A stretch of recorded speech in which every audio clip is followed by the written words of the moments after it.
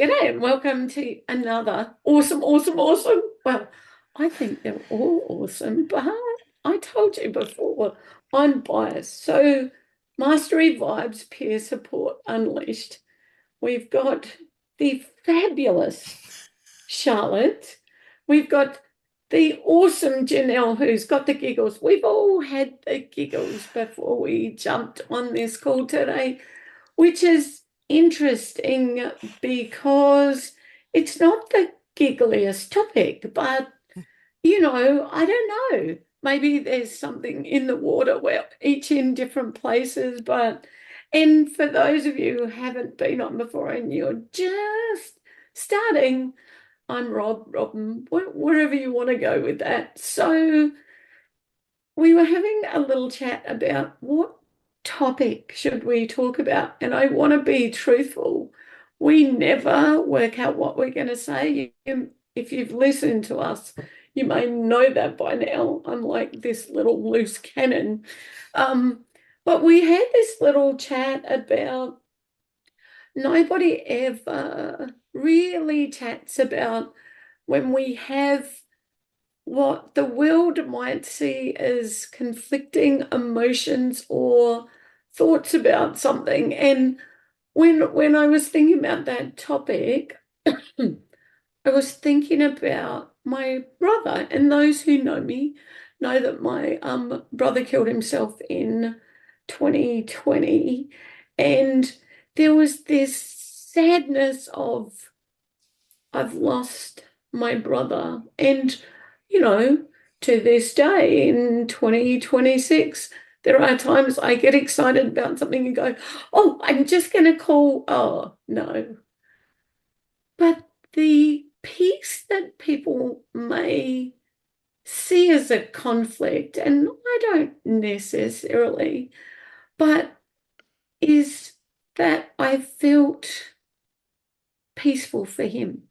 Like it felt like he was no longer in the emotional pain that he was in. So on one hand, I was sad for me that, I wouldn't be able to physically have a conversation with him anymore.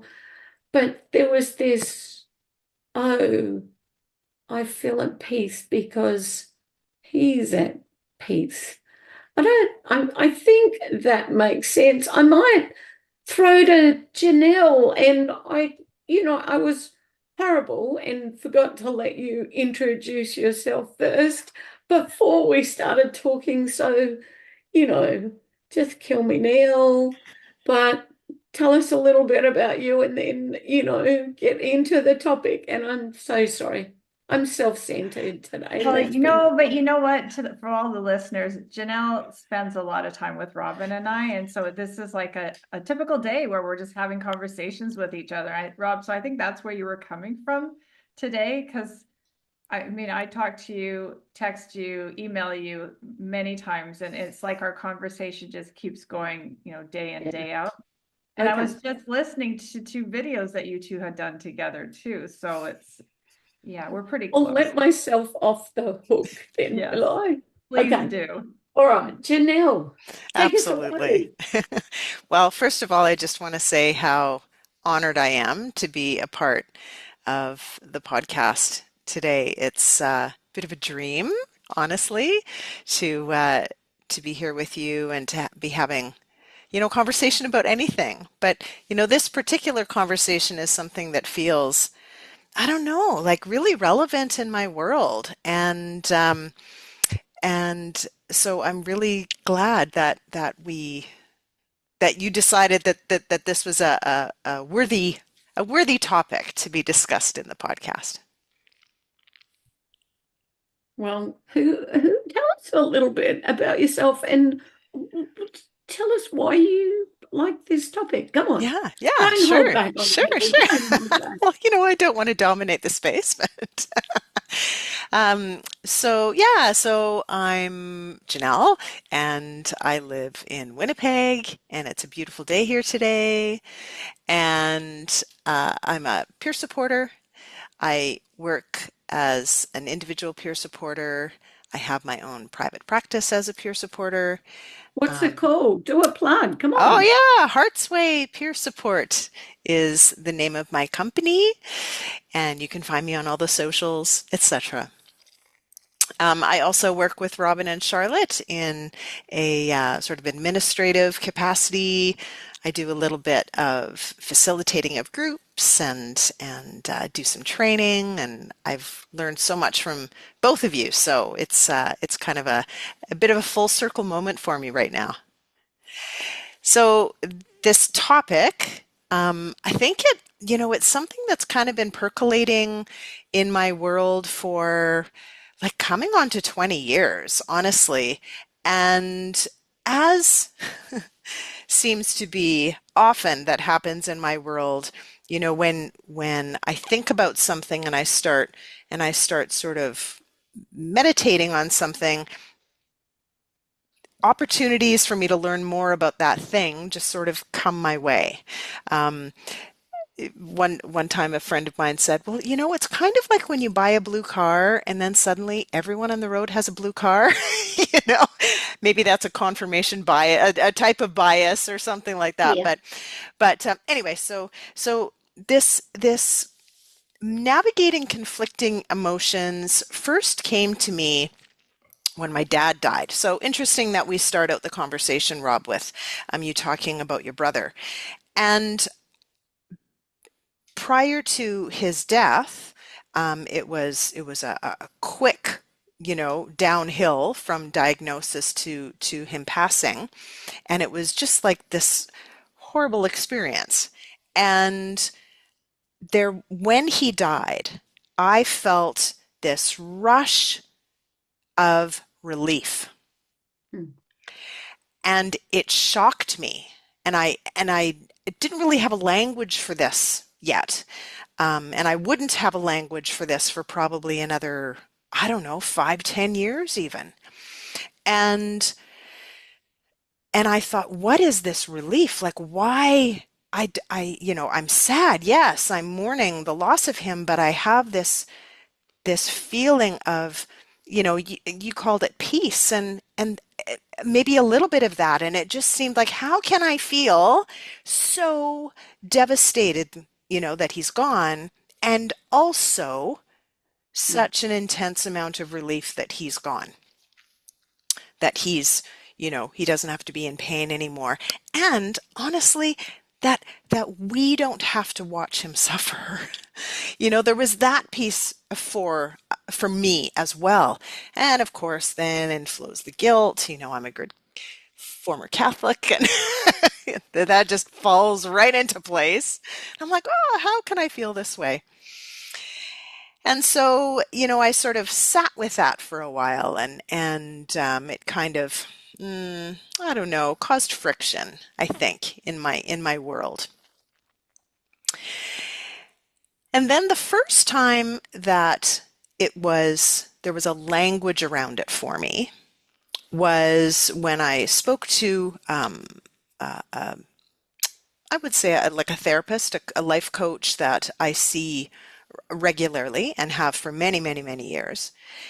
And she said, what you're experiencing is called cognitive dissonance. And I'm like, ooh, I like those A words. big That's word. so many $5 words together, but the way she described it was, often humans want to have something black or white, especially when we're in these kind of situations that cause us pain or that make us feel afraid or sort of intense emotions.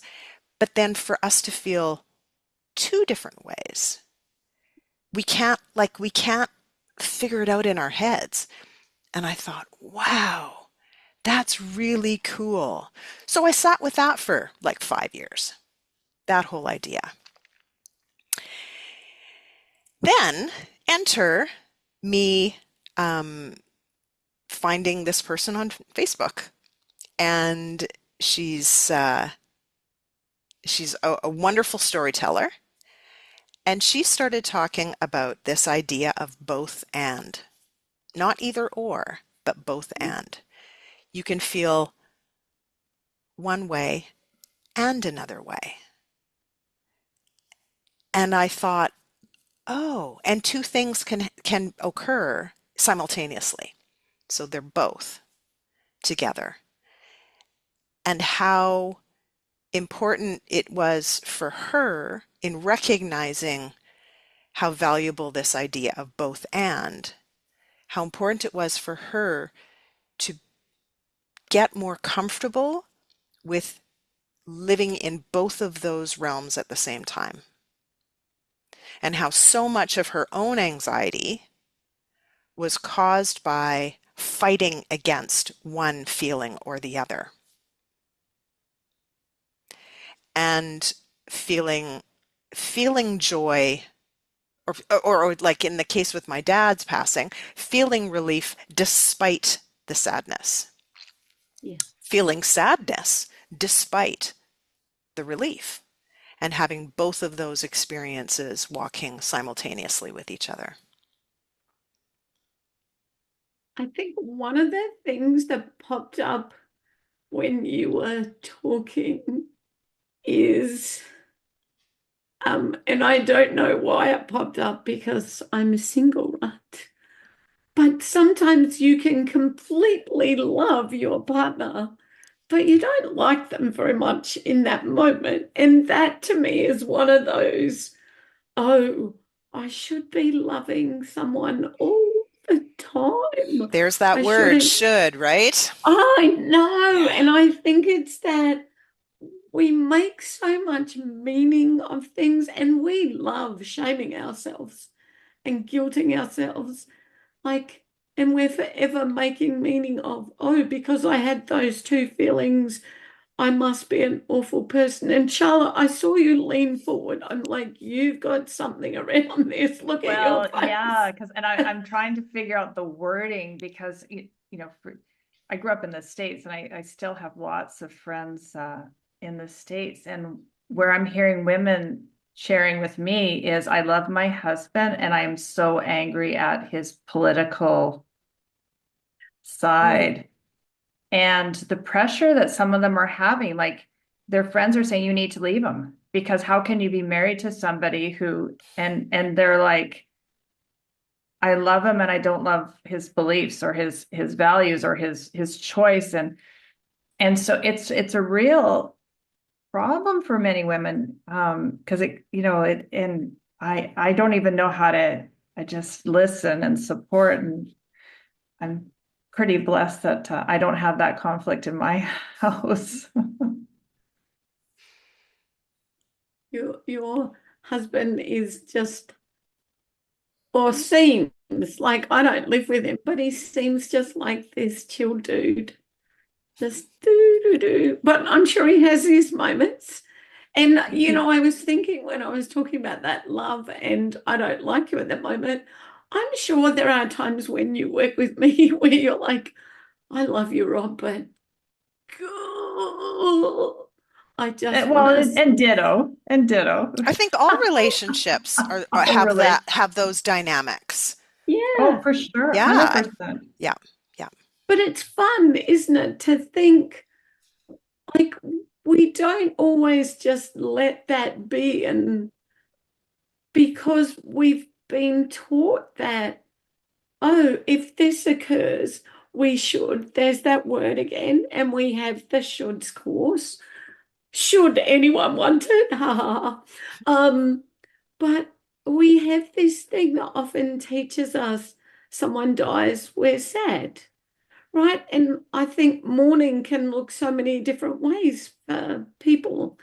Like if you love someone, you love them, and this is how it's going to be. And I was watching. I love rom-coms, and I was watching rom-coms last night, and I went, I want that in my life. But I'm like, that's actually not how it goes. 99% of the time we have these conflicting, and I don't know if I'd call them conflicting, maybe they're seen as conflicting, but these emotions that run the gamut of emotions. And you were talking about that cognitive dissonance.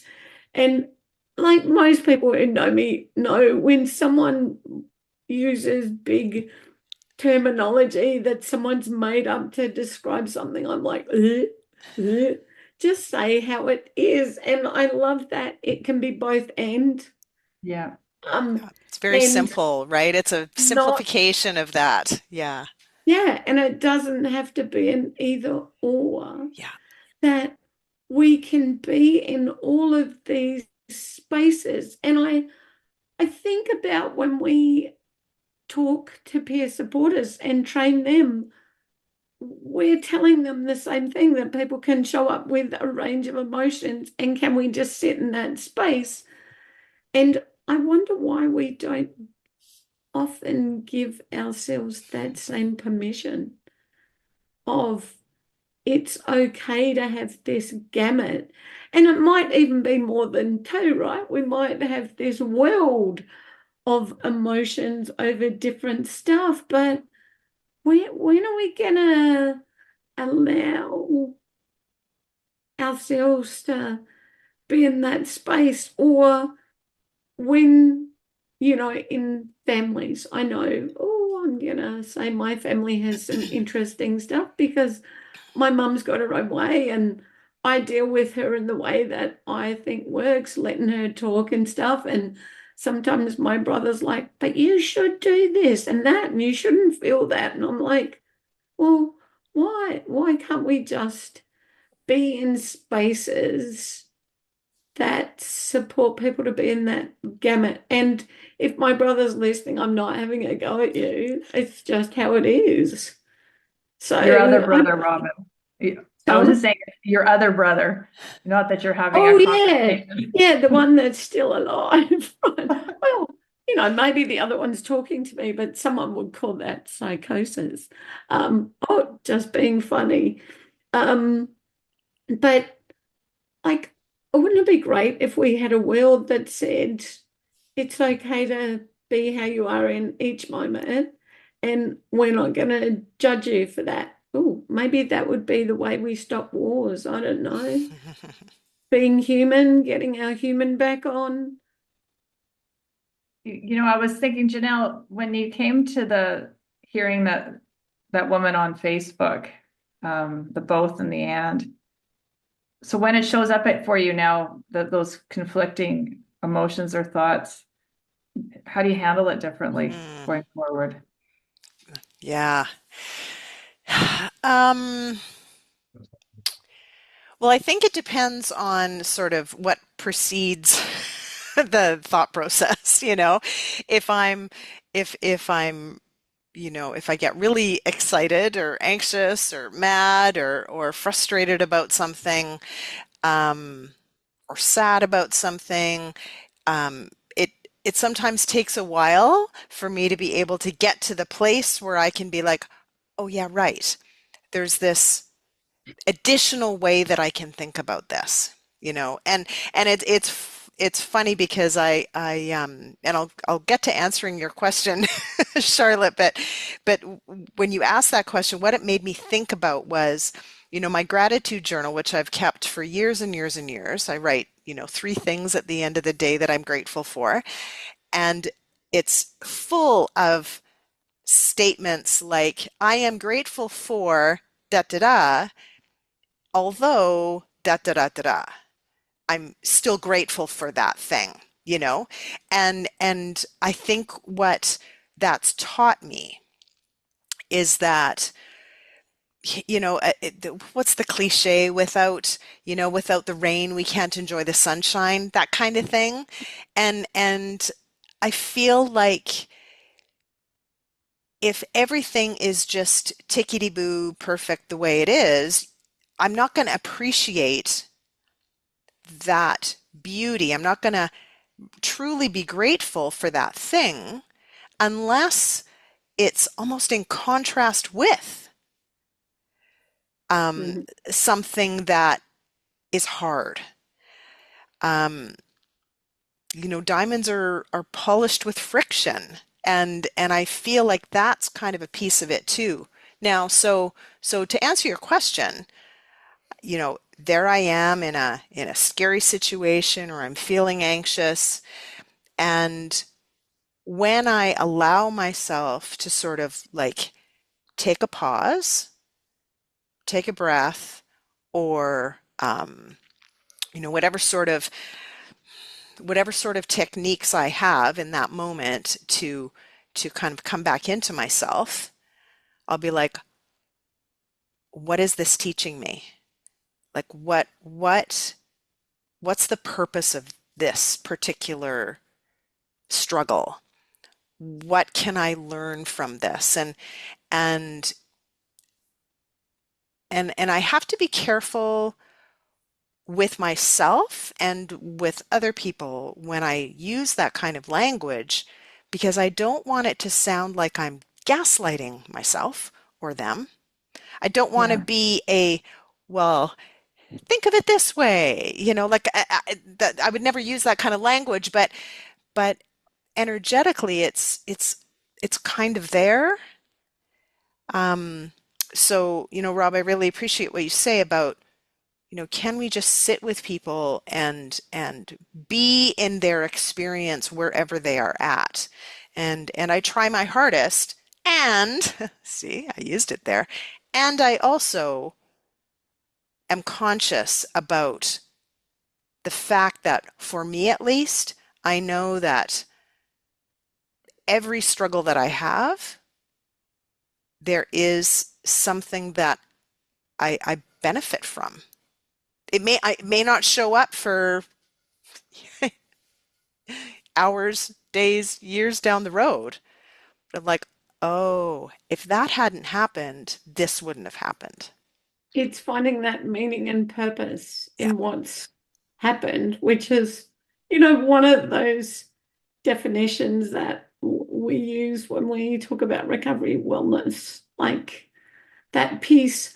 I'm intrigued. The two of you are parents. I am not. So, Well, how do you apply this with your kids when they're like, what? well, my head went, and you can decide whether you're going to add, Robyn, is when my people that I'm very close with are in interesting relationships, either with girlfriends or partners, and I know it's not the right person, and I have to sit in my discomfort. But when they break up, I'm celebrating inside, and really sad for the person in my life that's Are you talking hurting. about me? You you just looked away. For those who aren't on the video, Charlotte just looked away and started laughing because I have a habit, not lately though. Um, but I haven't got the greatest track record, and Charlotte sits with me on all of it, and I can tell she's like, why are you with that person? But doesn't say it. And sometimes I'll say, I want my friend to just tell me. And sometimes I'll say, I just want peer support. I just need you to hear. So that is one. But I'm really intrigued about people who, like parents, because I know we have some parents that listen to yeah, this yeah, and have said to me, oh, these are really helpful for me as a parent too. So how do you sit in that? It doesn't have to be and or like with my either or when I'm dealing with my child. yeah. The thing that popped into my head when you asked that question was, you kind of going back to when you talked about relationships with your partners. I love you. I would jump in front of a speeding vehicle to protect you, and I don't really like you right now. How can I feel both of those ways, to love you so much, and Yeah. yet in this moment, I can't look at your face? And that, the shame of like bad mom, just like comes in like a tidal wave for me. And so this idea of holding both of these energies in like together in unison, um, knowing that that's something that I have the ability to do when I'm, not freaking out because I'm so angry. Um, just being able to sort of sit with that, right, right. This is what relationships are like. Mm. And you know what? I bet the feelings likewise from their side.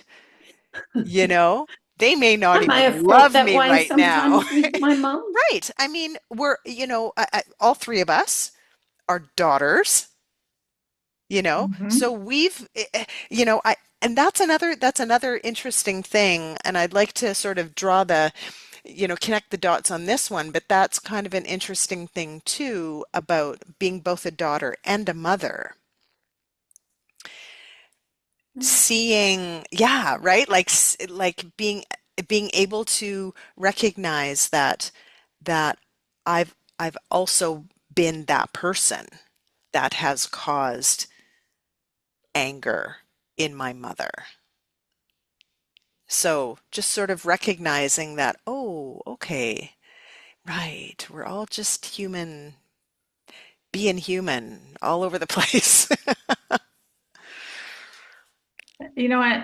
And I think for me as when you raise your children with what's important in your world, your values, and you give them a foundation and you want them to launch into the person that they are. And I think when I stopped trying to control their belief system or the way I wanted them to be, that's when the conflict stopped for me, when I stopped that and just looking at them through the lens of their own people now, and they get to make those choices.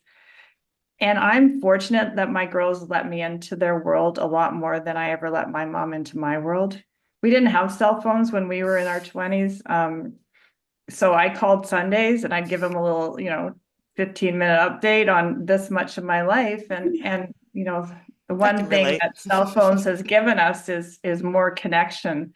A daily picture of what their world, a little snapshot into their world. So I'm fortunate that way because I know my mom would go 7 days without hearing from me because back when long distance was expensive and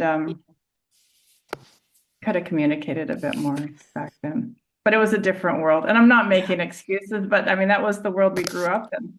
Robyn, I'm you going to send probably, this podcast to your mum so she can hear you just say that. That would make her happy. yeah. Well, and I just came off of having my mom and both my girls with me for the last couple of weeks. Was we were celebrating my mom's 80th. And so family dynamics, I Yeah. was the mother and the daughter all in the same room. And it was And isn't that the perfect opportunity to be sort of in two places at once in a way? yeah, Kind of you're holding space as the daughter and as the mother. That's kind of interesting. yeah. Yeah. And you're the daughter right now, Rob, in your new Yeah. world. So Yeah, Yeah. you yeah. haven't been in a long time. No, Yeah. no. I lived overseas for 18 years, and for a while it was those once a week calls. And for a number of years, after my father died, I called my mum. I had called her most days. Or there were times we had a little not happy moment, and I would not call for a few weeks, and she won't call me because she has to call on her phone, which is not her thing. And my mum's, turning 90 this year. So it is that space of um it can be both ends, and it doesn't have to be either or, because coming back into the space, there are challenges in being Yeah. here to support her, Yeah. because she has her ways and I have mine. And, we've both lived alone for many years. Um, but it is that place of I know there are times I want to like give her a hug even when I'm really pissed off with her in the moment because I see this glimmer of pain, of scaredness of what's happening for her. And even though I'm like in my head, that very judgmental, oh, she's being such a butthead. Um, I still want to give her a hug and take away the pain. So I get that. Yeah. Over here, butthead. Over here, oh. And look, I think the reality, because I know we're heading for time. Um, the reality is we're always going to have those in our life. There's always going to be places where we have these different emotions, thoughts, and can we just allow ourselves to have them, recognize them, and not like hold our hand to the flame because we think we're being bad by having a gamut of emotions. And so, you know, Janelle, Charlotte, last kind of closing words on this. What you got for our audience? I think I think that when you talked about the sort of